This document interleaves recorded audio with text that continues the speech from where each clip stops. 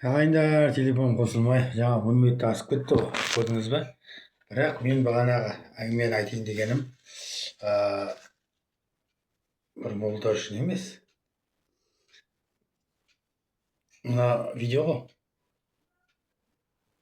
Осы видео ғой. Ассалаумағалейкум, бір ағайыным. Ағайындар, тамақ жеп отырып. Осы видео ғой. Енді айтайын дегенім бағанағы. Мына жұмысқа кіре алмай жүрік қой да.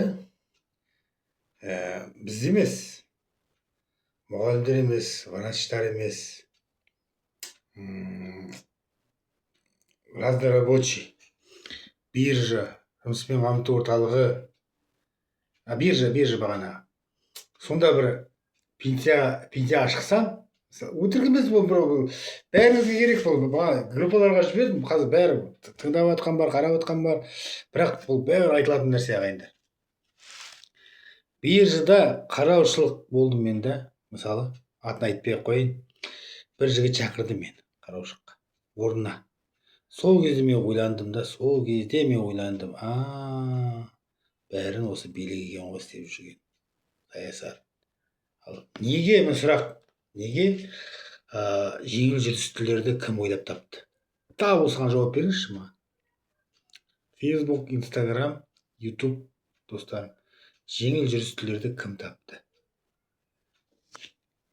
Әрбір ұлттан, әрбір жерден делегация келеді, бастықтар келеді, анау келеді, мынау келеді. Ислам діні болмай тұрғанда да, ислам мемлекетіне емес. Былай болғанда да бәрі бастық келеді, қыдыртады, бүйтеді, сөйтеді.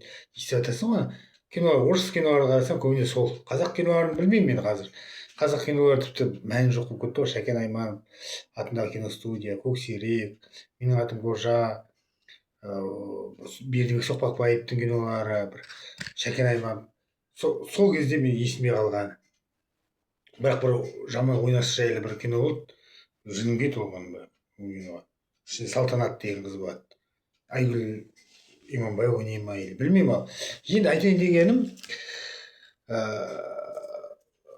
сол охрана болып мен 63-ке толсам, мен неге істей бермеймін? 61-ге дейін, 63, 64-ке дейін, 65-ке дейін сразу шығарып жібереді. Ал сіздер неге мектептегі адамдарды шығармай жатсыздар?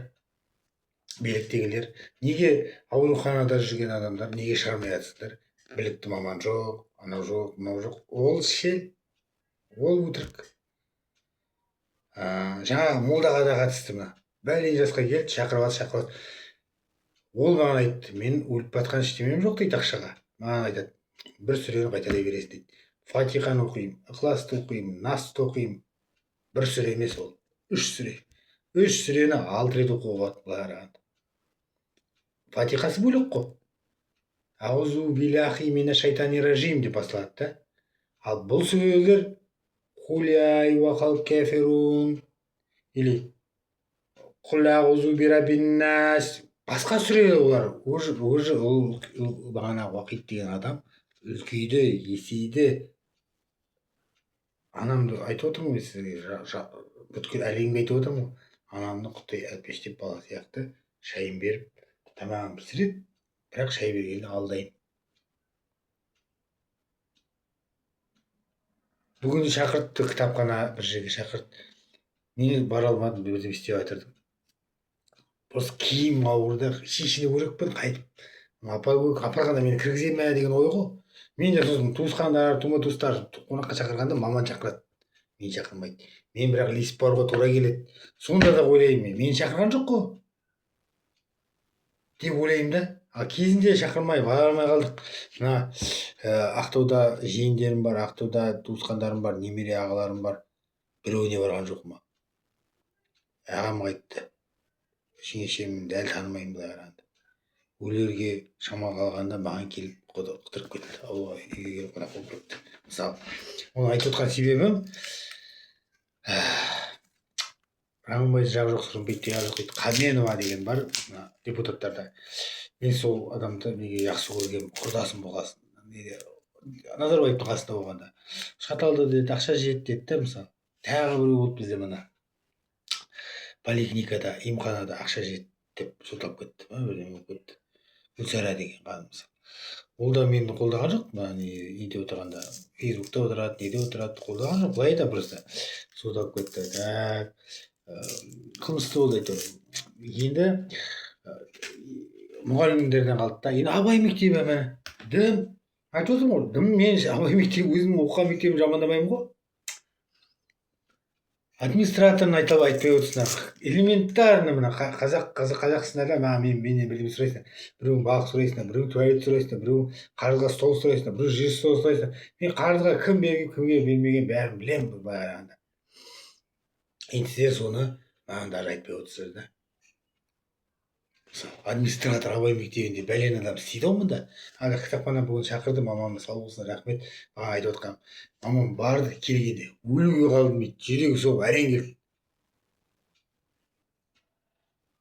80-ге келді, 80-нен асты ғой. Ана уақыт емес қой, 85-тегі пенсиясын ала тұрса да өлімге таңертең 8-де барады.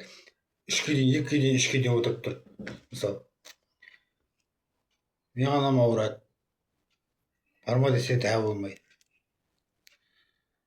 Енді білмеймін ал енді оларға қалай айтатынымды. Шақырды сау болсын. Бірақ шақырғанда машина жіберіп шақырта ма, олай да тағы болмайды сияқты да.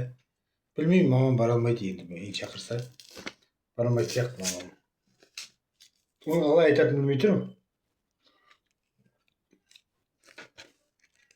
Сола. Аяққа бұйырмаңыздар.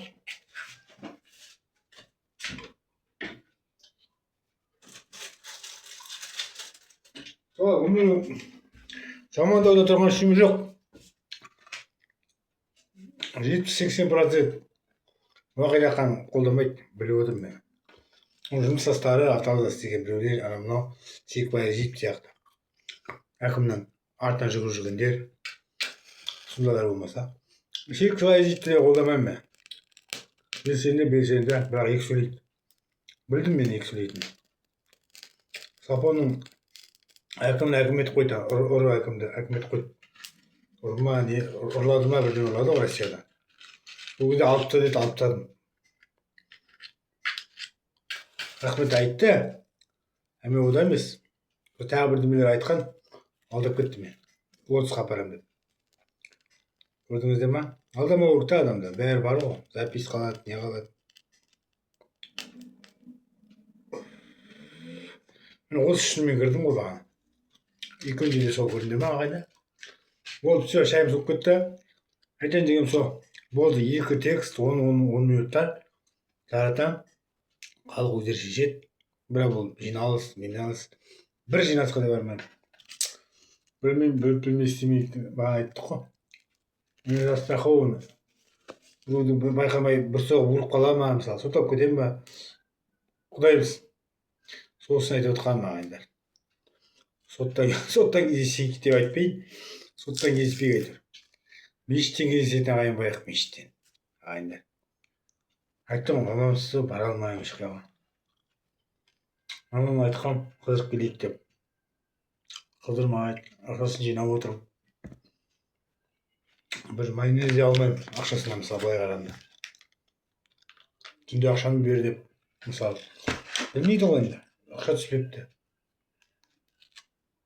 Анада. Мен басаққа келмеймін, вообще жүрмеймін. Көзіңізде ма? WhatsApp ақшасын көрсеттім.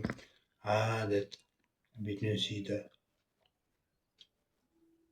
Сол сияқты пенсиядағы адамдарды шығару керек бәрі. Қысқаша видео салам, соны таратып жібересіздер. Амантта еліміз аман, жұртымыз тыныш болсын. Айту оңай. Коля Алексеевич, Атауыз Құрманғазы ауданы. Зейнеткерде жүргендер өздері әрең сүйретіліп, мамамнан жаңа көрдім ғой. Кітапханаға барып келді, шақыртты. Балғаным апайыма үлкендер бір. Әрең келді. Құрсын ағайындар үлкен кісілер шақырып, или көлік жібересіздер ма? Білмеймін күтті. Акимат емес ғой. Осында акимат қатысы жоқ әйтеуір. Әрең келді, жүрегі соғып. Барып, таксиге мінгізіп жіберейін ба деп айттым. Жоқ. Келгенде де айттым, такси жіберейін ба деп. Телефонда бір ана телефон сонікі ғой, мына өзім мына телефон сонікі ғой, маманікі ғой. Қолдыра алмайды, қарашы. Тұр мына қосылмайды, тұр. Өтірік емес, мына нанбасаңыздар, нан ұстап айтайын, алла деп айтайын. Вообще телефон қоспаймын, WhatsApp ұшып тұрмайды. Еліміз аман, жұртымыз аман болайық.